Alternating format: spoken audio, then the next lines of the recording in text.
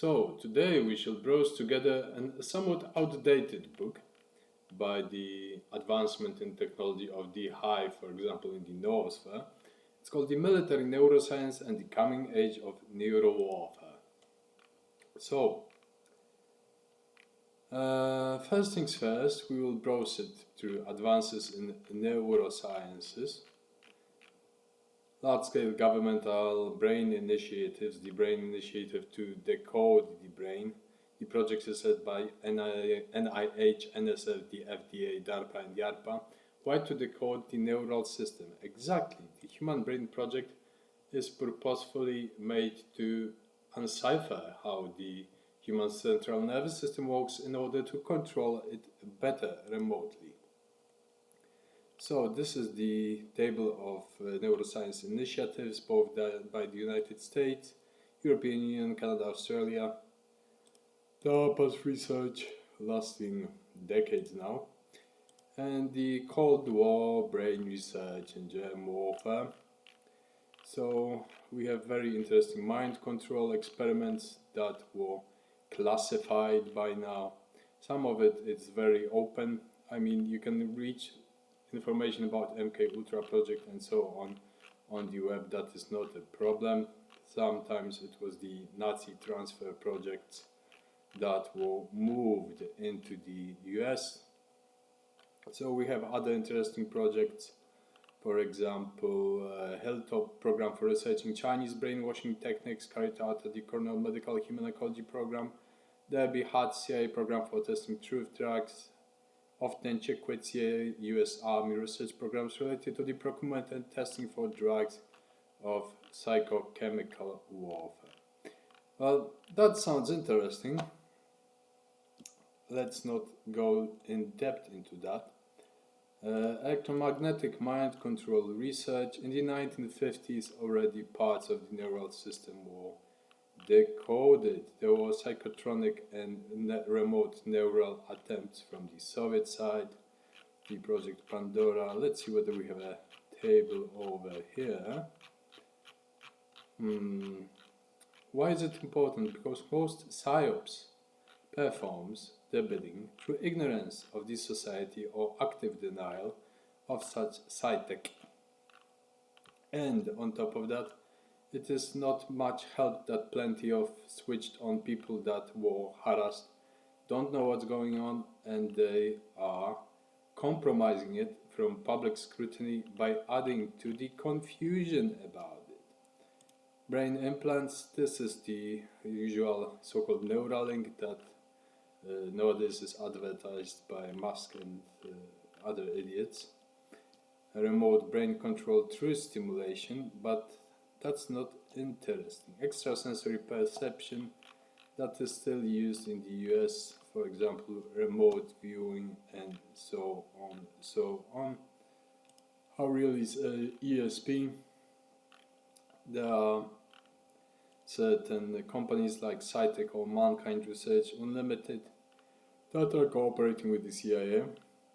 ESP is not always working unless it is supported by computerized radionics. In other words, if it's not wired, it doesn't work that well in the noise of the ether.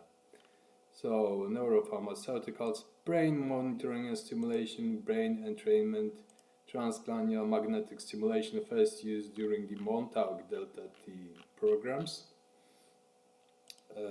The brain simulation, brain-computer interfaces, BCI system that captures and transforms signals originating from the human brain into commands that can control external applications and instruments that can be fed remotely, not only through prosthesis and sensory implants. This is, for example, used in some soldiers or helmets, neural triggered weapons, brain-to-brain interfaces.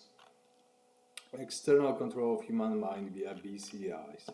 Okay, that is covered here. Genetic selection and enhancement, also modern form eugenics, trait selection for the psionic warfare, for example. Not everyone is born with the proper proclivity towards certain things like magic. Strategic intelligence, intelligence analysis, decision making, that's the basic stuff. Neurocyber systems for intelligence analysis. Neuroscience and artificial intelligence. Artificial intelligence is computing at such high speeds or the cognitive, emotive networks of human beings that this is just tremendous. Neuroscience, behavioral research, sentient world simulation, threat detection, through the neural networks throughout the coverage of the West and the East. Of course, this is a completely campaigning factor. There is not one government that has the information. No, it's a fluid. It's like cyber warfare, right? Neuro warfare. So neuroscience, drugs and bugs. Hypnosis, hallucinogens, bugs, but the most interesting is waves and bytes. Waves, what happens on the radio waves linked with the neural system, since Project Pandora, which investigated possible health damage and behavioral effects of low energy EMF in the 1960s, there has been a lot of speculation about psychotronic or electromagnetic mind control. So you have high-powered microwave and millimeter wave weapons. The Soviets had been working on potentially lethal high-power microwave weapons, but they are more subtle now, and the subtlety is based on modulating and influencing how the cognitive emotive switchboard in the human biocomputer may work. Now, this is not absolute in any way. That means that there are people more or less resilient to such brainwashing, and even if this is a twitch in the cognitive emotive brain of an individual, it is quickly annihilated or rationalized away. It didn't happen because people don't know about it, and such incursions are so subtle by and large that the population at large may be easily controlled by now, and some of those programmable egregores are so covered that most people don't even fucking know what's going on. Acoustic weapons, Voice of God weapons, the Air Force Vistas documents projects for 2050 the ability to communicate directly to designated individuals, perhaps through bone conduction or through direct stimulation of the... Well, that's already quite advanced. A Voice of God weapon could be means of communication that can send speech directly into heads of enemies for the purpose of impersonating a supernatural entity with the aim of confusing or commanding them. The oldest technology is called bone conduction, and it was discovered by the inventor Patrick Flanagan in 1958, which was popularized in 1962 Life magazine article that celebrated the whiskey. So this is the tech for neurophone, which is by and large an outdated tech right now. Low energy electromagnetic frequencies, thermal bioeffects. So that's how they killed Wilhelm Reich in 1950s, by destroying his heart by inducing the selected band of radio frequencies, and then through microwaves programmable dislodging his physiological workings depending on his heart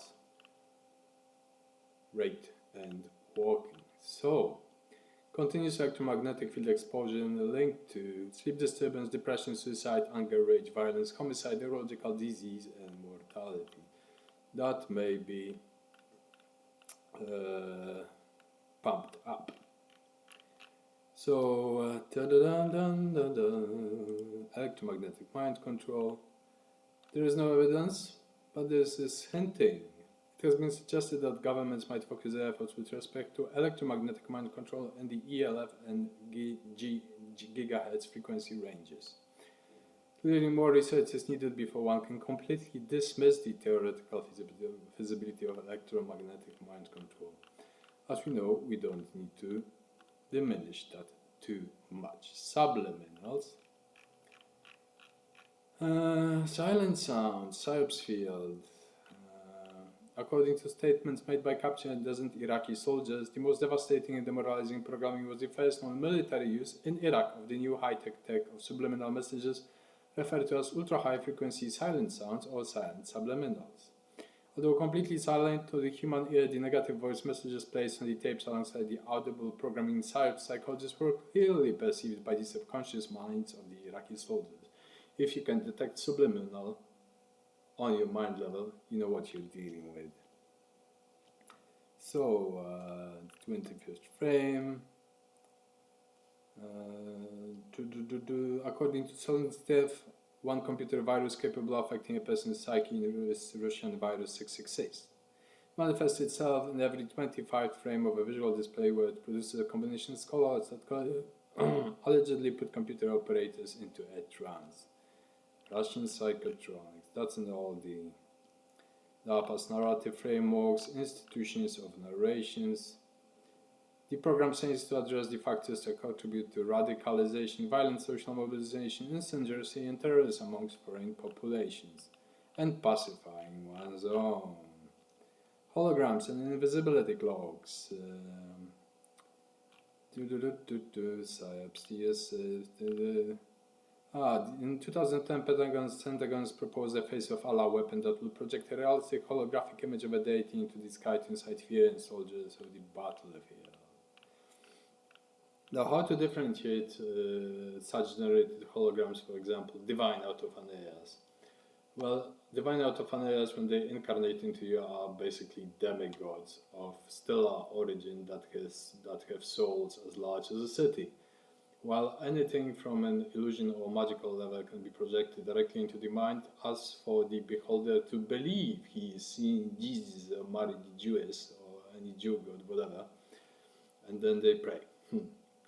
That can be easily discerned by a highly advanced operator of magic.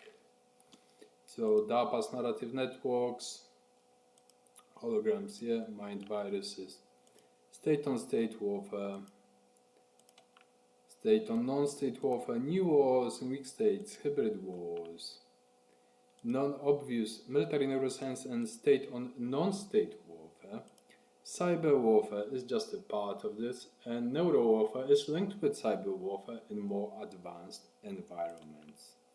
Controlling populations, security, why is it developed? To pacify societies. Crisis in the West, mass surveillance, preparing for civil unrest, and to pacify it, or pacifying it continuously. And it's when you pacify a whole group or a population through this neuro warfare egregore that is linked with tech, you basically make people into industrial scale slaughterhouse, mind slaughterhouse pigs. Why? Because their mind and the human constitution is not prepared for such incursions, and naturally the body, the mind, the heart, soul and mind rebels. What is neuro warfare?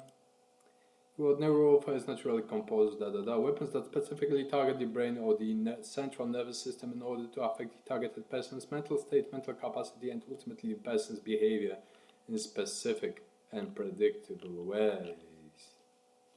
So, culture Marx's demoralization as method of psychosocial combat. If you reduce everything like psionics, the soul, metaphysics to nonsense, then you basically ateize whole swathes of society. Not only you ateize, but you destroy the natural defense systems, meaning, for example, psionic magical raw combat, the forces of their souls, hearts and minds, and you make them into easily controllable targets. You don't need to inform them, you just fuck them up. Russian information warfare, psychotronic weapons, cognitive weapons, dangers and solutions. Psychoterrorism and other further crime. Dark ops, some of us engage in psychoterrorism. I was called a little terrorism once. Eliminating Psyops operatives since 2007 from time to time. Now I'm a lone wolf cell, lone wolf terrorist cell, and I'm retired because I had enough. Hell the gods, Caduceus up. Hey.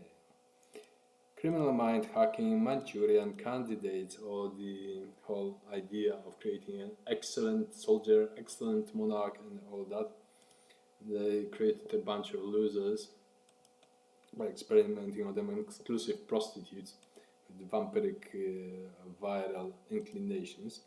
So towards a psycho-civilized society, brave new world of our favorite Huxley, technocracy rising, forced medication, psychiatry kicks in, of course, as a cybernetic project.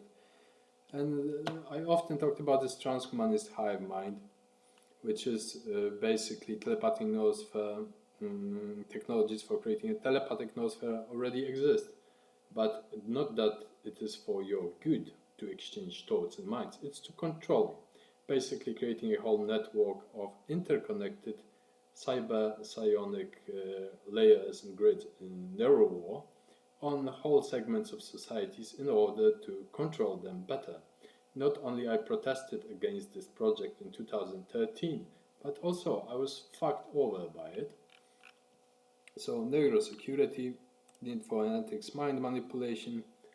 Do you really think people inventing those technologies and implementing them have any fucking issues with ethics at all? Targeting civilians, neurowarfare. That was for trial purposes, also eliminating targets or dissidents. How to differentiate it from regular psychiatrical malady? Well, once you're in the hands of a psychiatrist, you can't, because everything you say will be culturally, Marxistically, psychiatrically reduced into nothingness. And at the very end, merciful, the need for human rights for mental self-determination. Conclusions. I highly recommend this little book. It doesn't cover everything, because it doesn't cover advanced magical technologies used by personal Psyops. However, it is a rather good sketch on how far humanity is fucked in the ass. Now, the day we bombed Langley, Virginia, there was such a song by Snob. So, with this good accent, fuck Judeo-Christians, fuck cultural Marxists, and fuck Psyops. I hope they die in hell. Altogether, combined, exterminated, because the dead, the demons, and the gods don't like what's going on amongst human piglets that take the better above the rest. Yours.